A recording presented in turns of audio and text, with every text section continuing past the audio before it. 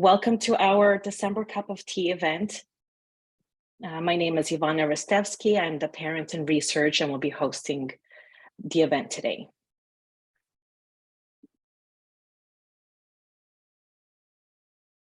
So for our agenda, I'm going to quickly go over some housekeeping. I have a few announcements to make, and then I will share information about the event, the Cup of Tea, and we will go into our article summary, followed by a conversation with our group about the topic. So we have a meeting following this event, so we'll have to keep close eye on time, which I will do. So at 9 o'clock, we will have to end, but we can we'll have enough time to have our conversation with the group. So for housekeeping, the best view to have for the event is to change your video layout to speaker view. We can also use your raise hand function or chat to share your questions or comments after the presentation. It could either be found in the toolbar of Zoom, or it might be under reactions, and then there's the raise hand function. So I wanted to share some announcements with everybody who's here today. The first one is, all of you, please join the retinoblastoma research community. The retinoblastoma research community was formerly known as the retinoblastoma research registry, and it was created to connect people who are personally or professionally connected to retinoblastoma and are interested in research. We welcome international sign-up of all retinoblastoma patients, including family and friends, researchers, and health professionals.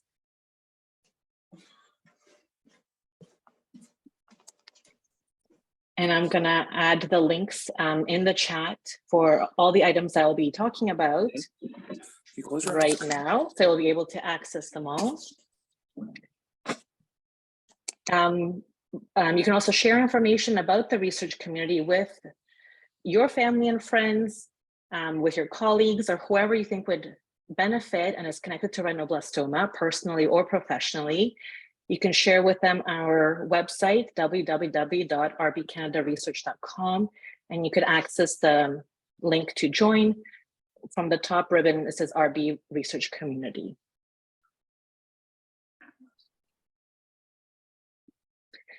We also wanted to announce that the registration is open for our 2023 Retinoblastoma Research Symposium.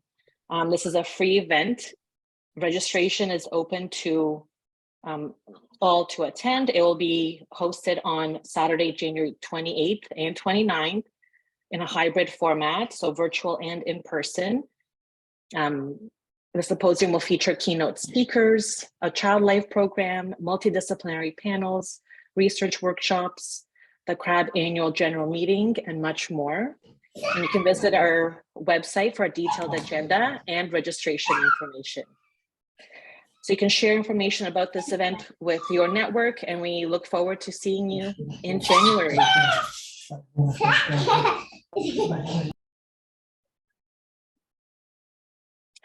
And also get involved in addressing priority 3. In 2017, our top 10 retinoblastoma research priorities were established, and priority number 3 seeks to address the psychosocial needs of retinoblastoma survivors and families. We launched a study to address this priority in August. You can help with the study evaluating psychosocial needs of retinoblastoma patients and families by filling out our Google form to receive recruitment materials. This was included in the links I posted in the chat.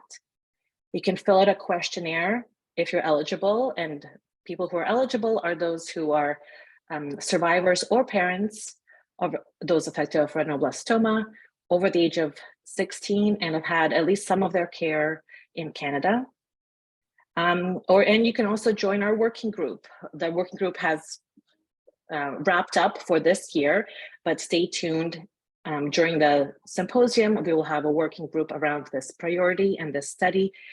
And those who are in the retinoblastoma research community, just a few slides ago that I mentioned to sign up for, we will be sending information about the working group commencing in the new year. And if you have any questions about any of the announcements, you can also contact us at retinoblastoma.research@sickkids.ca.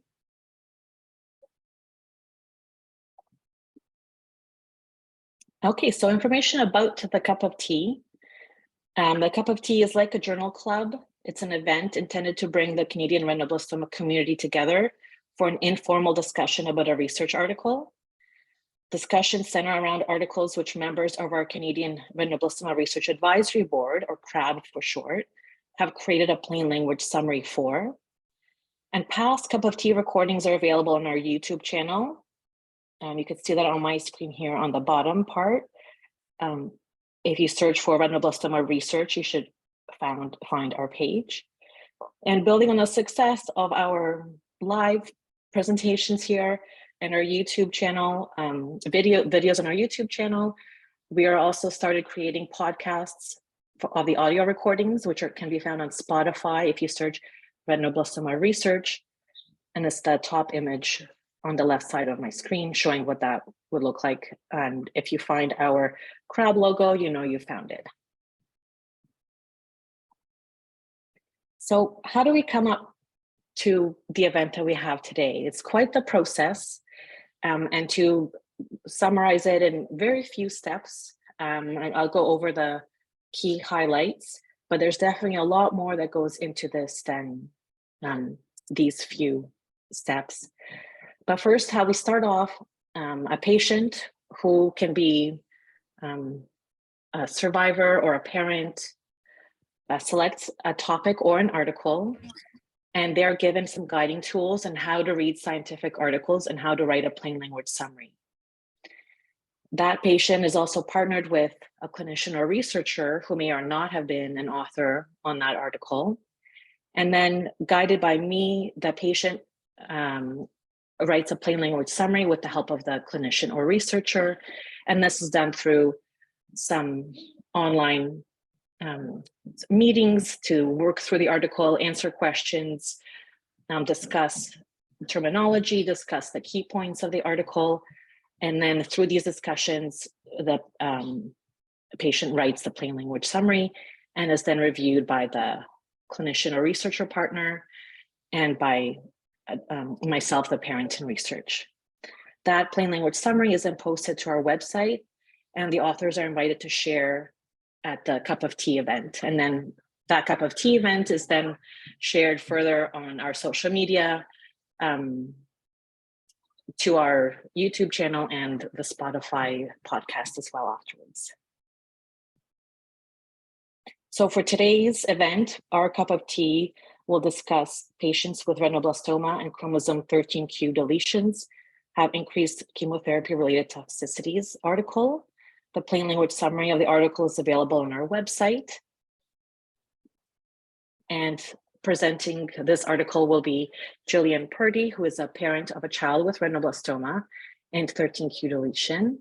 And as a new member of the retinoblastoma community, Jillian was interested in getting involved in research, meeting other families, and learning more about 13q deletion and retinoblastoma. And Jillian's partner is Dr. Furqan Sheikh, who is a pediatric oncologist in the solid tumor program within the division of hematology and oncology at the Hospital for Sick Children, and an assistant professor of pediatrics at the University of Toronto. He's a member of the germ cell tumor subcommittee of the Children's Oncology Group. So I'm going to stop my share and pass it over to Jillian. Thank you, Ivana. I guess I'll start quickly by just saying thank you to the CRAB community for having me today. I'm definitely new to the community and certainly new to writing plain language summaries of research articles, so bear with me. And I just want to say a quick thank you to Ivana and Dr. Sheikh because this is all a new experience for me, so I couldn't have done it without them, and I've actually learned a lot throughout this process. So thank you so much for your help. And I do hope to keep things a bit casual. I haven't actually attended a cup of tea in the past, but you know, Ivana and Dr. Sheikh, please feel free to jump in if you have comments or questions throughout the way. And anybody, I guess, on that note, who has a question or comment, feel free. And I will just start to share my screen here.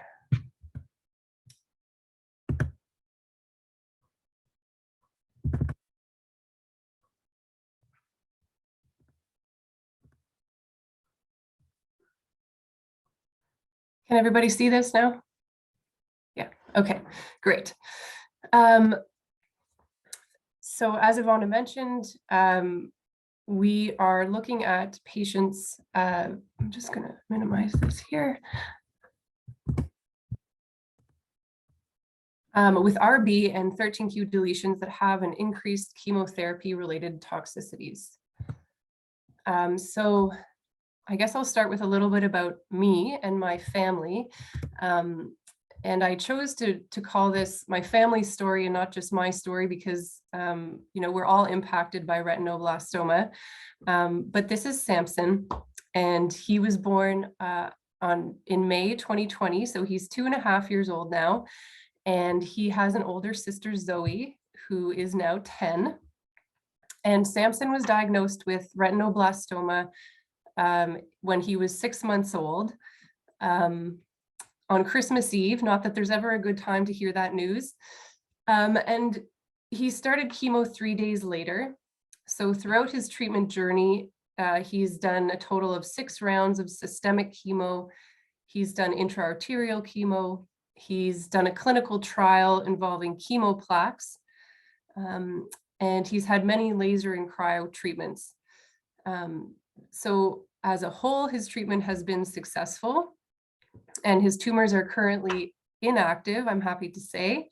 And he hasn't had any treatment since the end of his clinical trial in April. So all because of the amazing RB team at Sick Kids, including Dr. Sheikh. So that's sort of the RB side of his journey. And I'll talk a little bit about the 13q side of things. So a little bit about 13q for those who aren't familiar. We didn't learn about the 13q deletion until we'd started to do some genetic testing to discover the cause of his bilateral RB. And this was closer to when he was about 1 year old. But 13q is a disease-causing deletion on one copy of the chromosome 13. So I added this little image here, and the one on the right shows in the red section, in Samson's case, the piece that he is missing. So there's a little piece of DNA missing on that one copy of chromosome 13. And really the biggest impact to his health in this deletion is the RB1 gene. So that is what causes the retinoblastoma, but there are other genes in that area which cause other characteristics. And I've listed some of them here, but in Samson's case, some examples are low muscle tone, developmental delays, which are variable and unpredictable, language and communication impairment, and some growth issues. So as far as our journey goes, in addition to the life-saving treatment with RB, we see an occupational therapist, a physical therapist, a speech language therapist, a blind low vision specialist. You know, these are, again, not the life-saving treatments, but they're early interventions that give Samson the best opportunity to reach his full potential developmentally. And so as far as his current stage of his treatment journey, he has gone months without the RB treatment. So it has been nice to sort of shift our focus to some of this developmental stuff. So that's sort of Samson's journey so far. And I'll talk a little bit about why I chose this article. So again, Ivana, thank you so much for helping me find this article. As she mentioned, what led me here to be presenting to you at this cup of tea is I was in contact with Ivana because I wanted to become more involved with CRAB. And I wanted to understand how the community worked and where I could be the most useful or helpful. And I knew that 13q was rare, so maybe I would have a different perspective. And I wanted to learn more about it. And I've discovered throughout our treatment journey, and even in the process of creating this plain language summary, that there there isn't a lot of information or research out there about 13q. But two things that I've always wondered about are secondary cancers and the risks for 13q patients. And I've always wondered about the connection in the size of the deletion and the developmental outcomes, but sort of having not had much luck in finding information on those topics, we found this article, which actually is a really close relation to our lived experience with RB treatment. So Samson has experienced both dose delays and reductions of chemotherapy because of toxicities, which we'll talk a little bit more about. So he has received many blood and platelet transfusions, and that did have an impact on his treatment journey.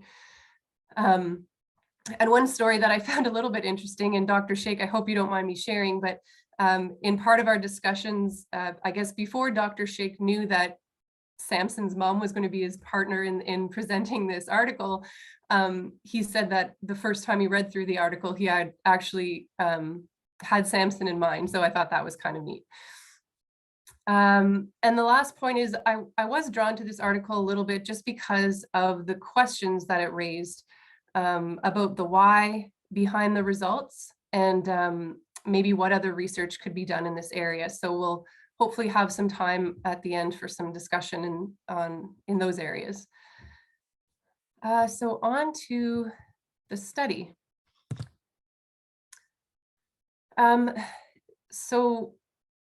While most patients with retinoblastoma have a mutation on the RB1 gene, like I mentioned, the very small percentage have a deletion in the area which contains the RB1 gene. So the impact of this deletion on treatment and treatment side effects is unknown. And we do know that the deletion has an impact on treatment outcomes for patients with other cancers, but it's not known if the deletion impacts treatment and outcomes for retinoblastoma patients.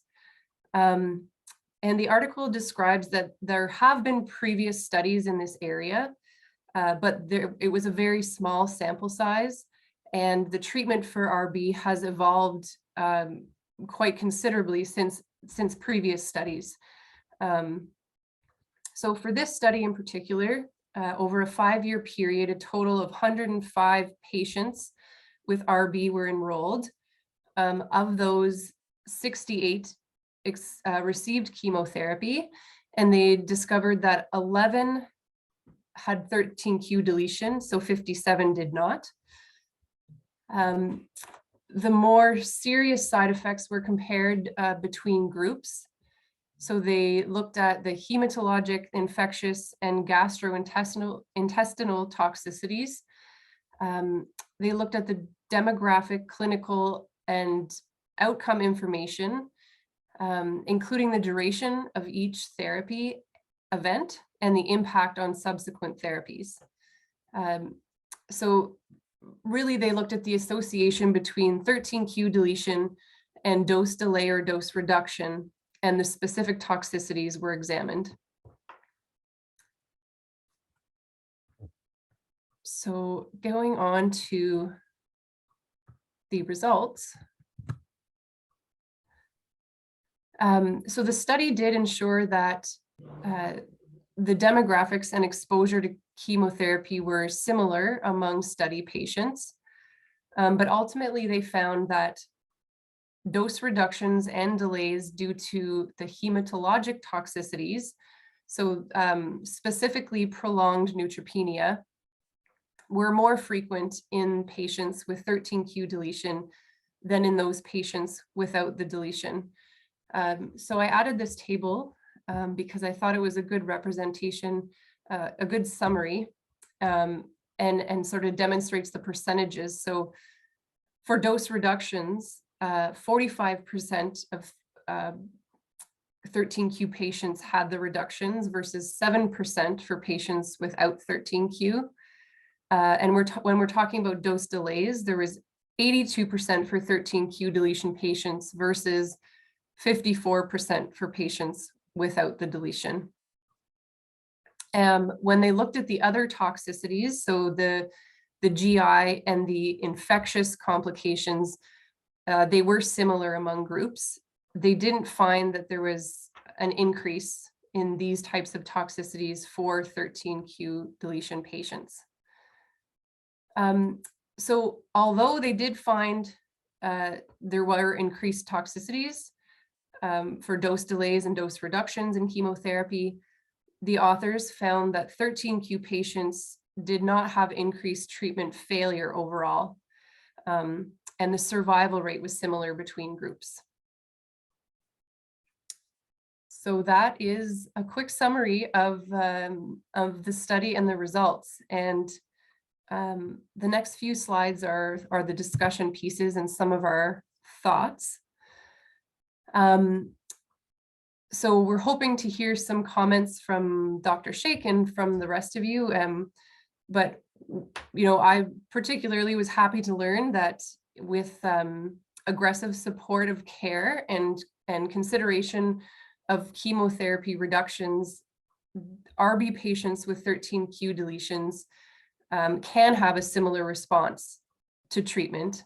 And there was a positive result for all of the patients.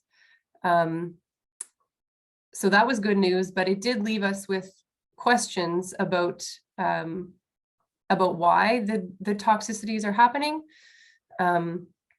So what are the causes, and also wondering about other aspects of the treatment journey that might be unique to patients with 13q deletion. So again, going through some of our thoughts and some of the discussions that Ivana and Dr. Sheikh and I have had.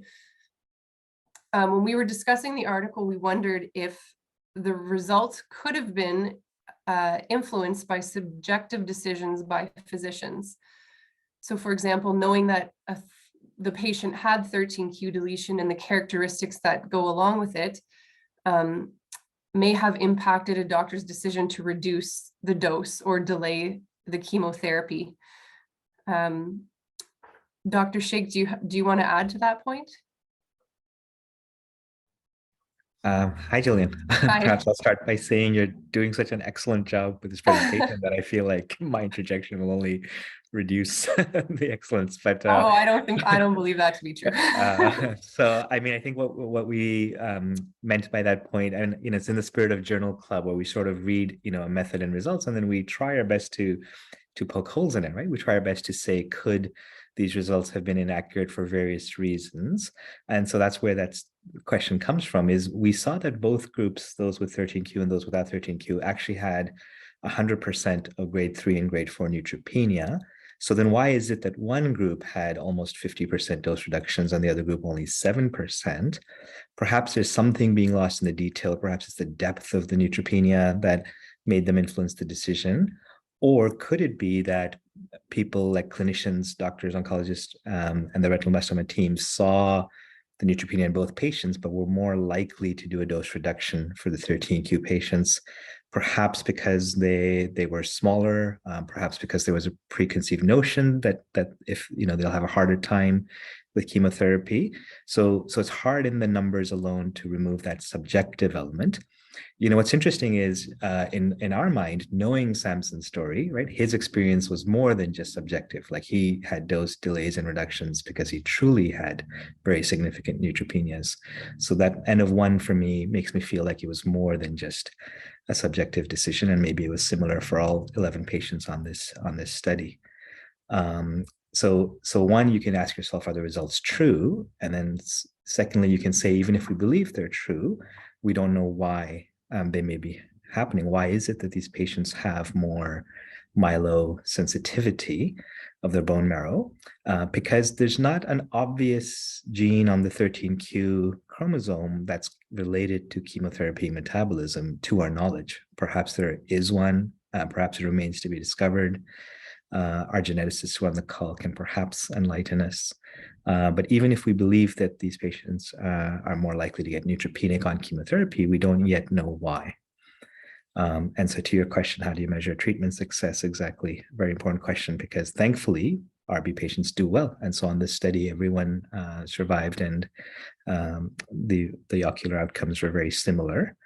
But could it be that if we had a bigger sample size, we might start to see some differences in ocular outcomes for those who had reduced therapy? But at least it strikes a note of confidence that, as for Samson, the dose reductions hopefully didn't cause any compromise in overall treatment success. What do people think about these questions and comments? I have a question. It's Catherine. What did you think of the particular drug choices that were used in this setting? And do you think it is partly the drugs that are responsible for it? I realize that we're seeing differences in them, but they're not the same in all the treatment strata. So we've got even smaller numbers to analyze.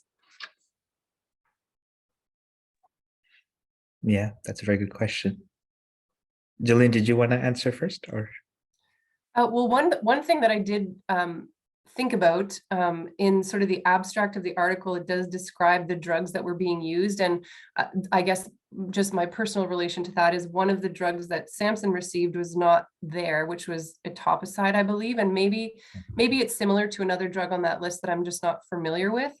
But another thing that I thought of, and it was related to your comment, Dr. Sheikh, about, I guess, sort of the metabolism of the chemotherapy drugs, is as we were going through with a genetic counselor, the results for Samson, they did talk about one specific drug that could, or that they were aware of, that 13q patients had trouble metabolizing, but it was not one of the drugs on this list. Yeah. And to Catherine's question, yes, it's a very good point. This is a paper from St. Jude's, and St. Jude's often has sort of research protocols that they work through. And so I think there's more usage of topotecan and less usage of etoposide. It's possible that that could have altered it, although, you know, if anything, topotecan may be less myelosuppressive than etoposide. And I think the authors tried to work through to see if there was differences in the chemo between the 13q and non-13q patients, and didn't necessarily see that. Yeah, so and to all... Catherine's point, I remember, Dr. Sheikh, when we were discussing this before, we talked about, you know, they say that the patients were all on the same protocol, but really they did receive different doses, different mixes of drugs. So That's right. Does that make it more difficult to compare them to each other? Yeah, absolutely. Makes it, they had a different chemo protocol for patients where they were attempting eye salvage versus those for who they had high risk pathology, etc. So they're different slices of the pie and different chemotherapy regimens, which makes it even harder to have comparative studies. So it's not a randomized study, it's a retrospective sort of chart review study. And so we get these biases of information. But at the end of the day, we have the data we have, and we have to try to make conclusions from that. And I'm just going to jump forward here because in one of the, I think it's on this slide. Oh yes, here we ask sort of that question, what are the causes of the increased toxicities, and could there be other treatment options?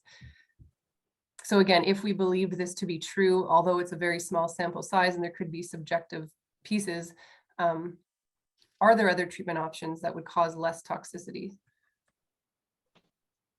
So I guess, Catherine, that's sort of where your question was going, maybe?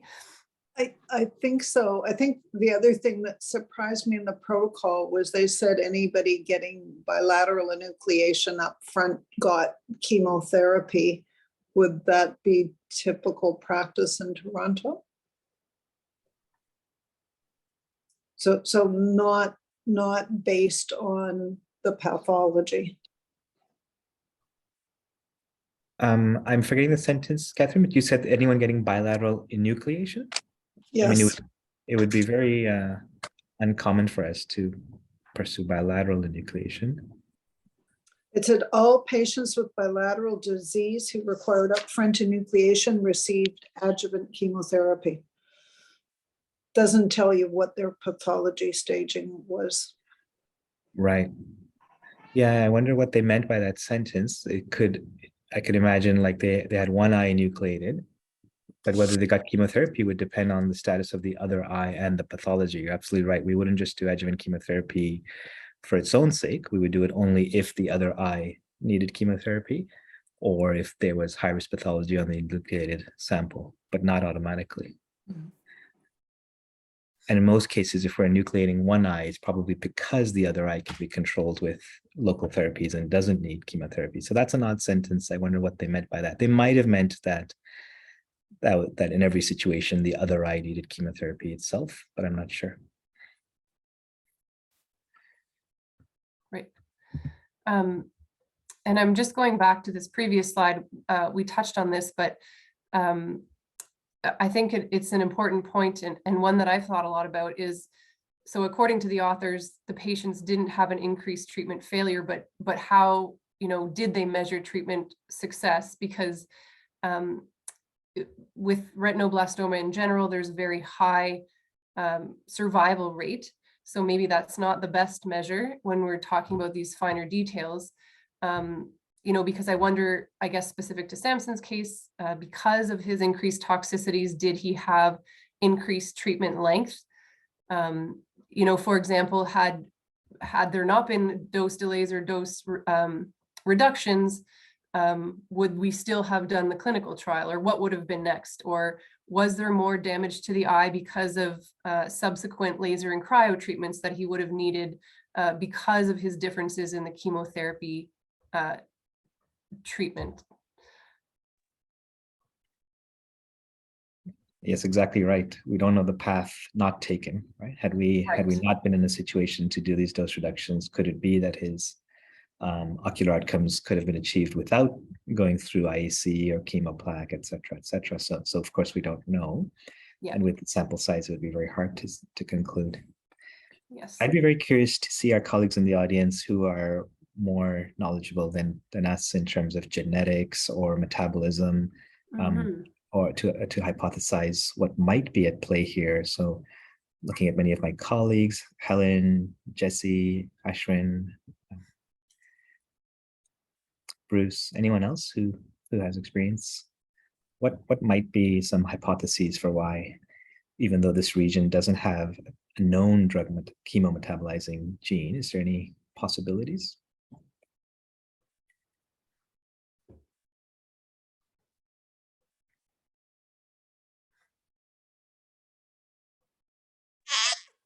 Hi guys, it's Jess, and sorry you hear my baby behind me.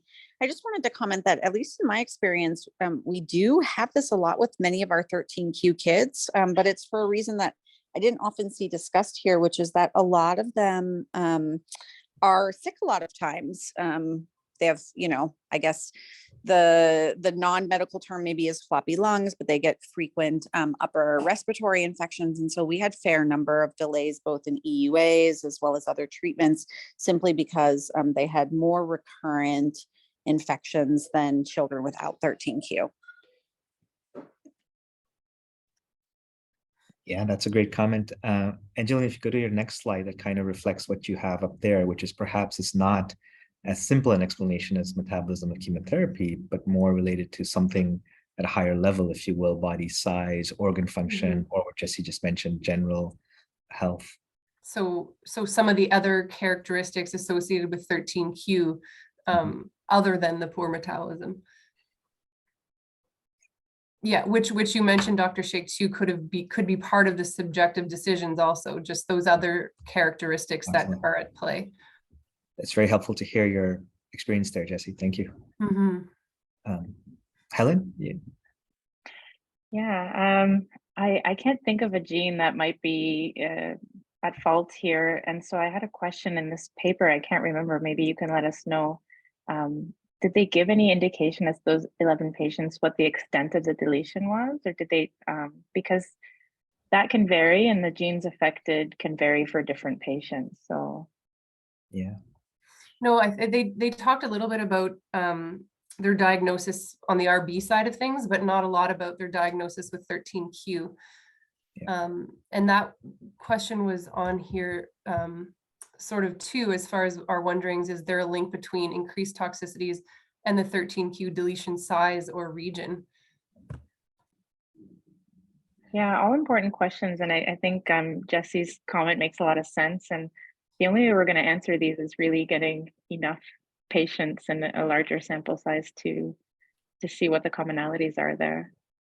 Which perfectly leads us to the next point in our discussion questions, which is the sample size too small? And can the study be expanded across multiple centers? So Ivana had some good points when we had some previous discussions about this. There was one at St. Jude's, but then I think the rest was, I mean, it was all in the States. So if you know, all of the centers got together, we'd have a larger sample size, and would that help us to understand?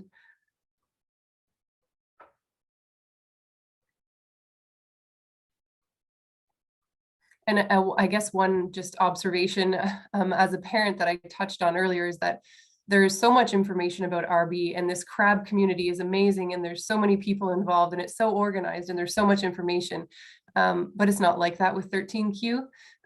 There's not a lot of information at all. So it's just, as someone who likes to read and understand and learn a little bit more, it's really tough to do. There's not a lot of research or information to be found. And I guess, as far as I understand, it's really just due to the rarity of that disease. Yeah, Yeah, that makes sense. You know, sorry, go on, Helen, after you. I was just going to say retinoblastoma in and of itself is rare. And then you have a subset of retinoblastoma, which is even more rare. So it's difficult, but it can be done. And, you know, there's certainly a lot of groups working together across the world. And certainly in Canada, we're well organized across the country.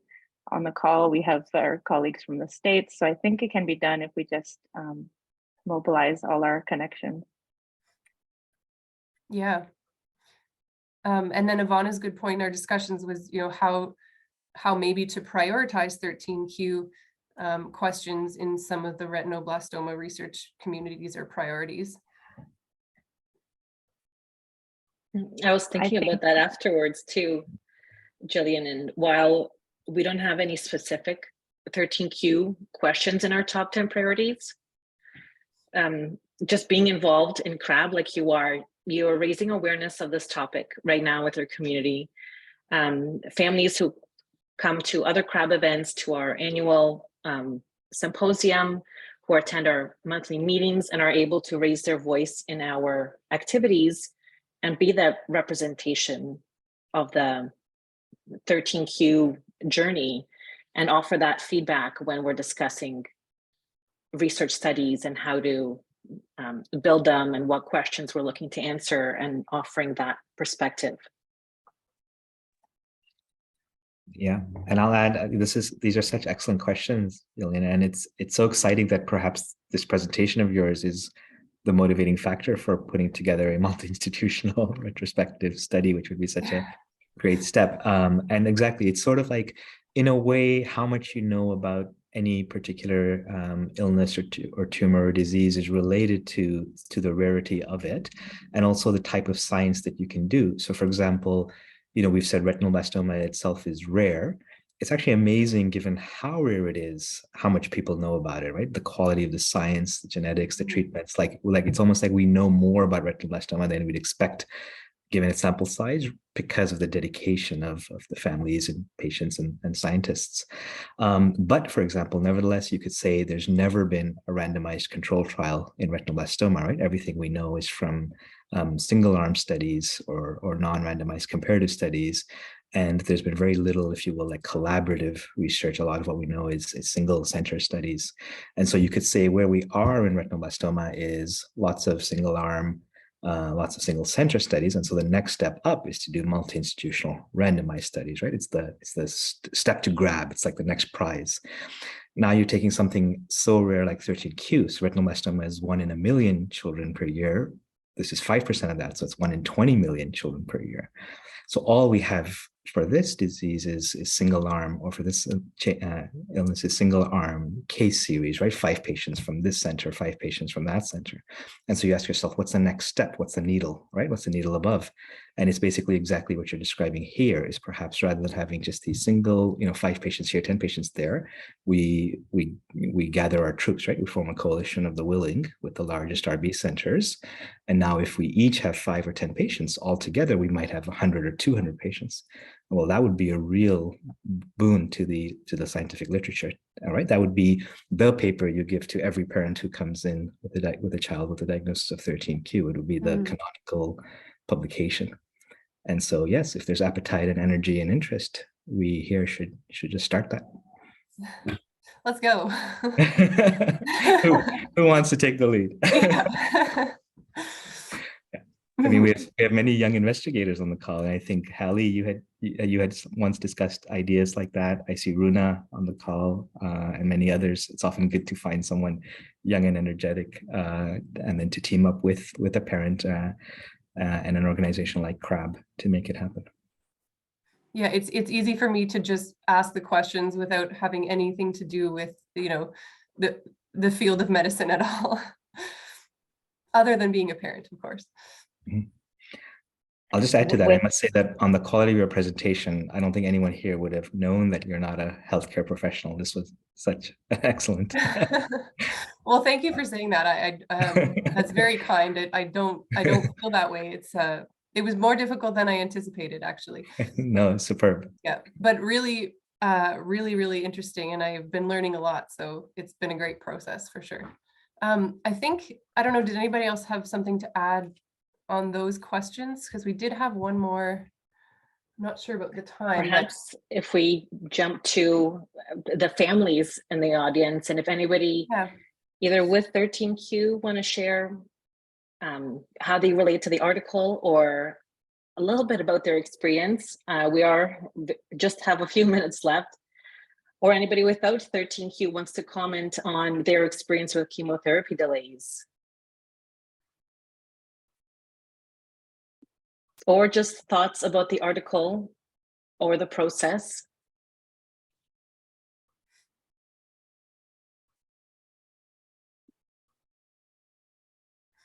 Yeah, I don't know. Perhaps you've answered everything. I don't know about the participants today, if there are any, if it's mostly clinicians or researchers or, I mean, I know Ivana and Dr. Sheikh, but I wasn't sure if there'd be any other patients or parents or families. We do have some other families on here, just perhaps different experiences in their journey. I'll share. I'm a family from Los Angeles, treated at Children's Hospital. My name's Cindy Mays. I have a daughter, unilateral genetic retinoblastoma. She's now 19. And I just wanted to echo what Jesse said. I mean, we had a lot of delays just because of sickness and obviously before this pandemic, but definitely delays due to sickness, strep throat, things like that. So I'm not sure if that would have a, so we were always so anxious to get in for those EUAs, and when they were delayed, it was, just it was just out of our control, out of everybody's control, because you don't want to put them under anesthesia, especially general, when they are sick like that. So, sorry, Cindy, just to clarify, your daughter does not have the 13q deletion? Correct. No, she does not. Yeah, but still experienced some of those delays. Definitely. And I have a large group at the same age, about 8 of us, that a lot of them, same sort of situations, delays just because of sickness and things like that. It's funny because with Samson's case, we're experiencing some of those delays in the EUAs now, just because I guess time of year and there's a lot of illness going around. But when he was experiencing the delays or reductions of chemotherapy, they weren't due to those types of illnesses. They were specifically due to the hematologic, specifically neutropenia. And Dr. Sheikh, I don't know if you want to elaborate on that, but I think we can say in Samson's case anyways, that it was neutropenia. Yeah. No, thank you for sharing, Cindy. Yeah, important. Thank you. Well, thank you guys. That is the end of our time tonight, but I want to thank everyone for coming to attend. I know it's the holiday season and end of year approaching, so it's a busy time. Jillian, a fantastic presentation, and Dr. Sheikh, thank you both for attending and helping put this together. Anybody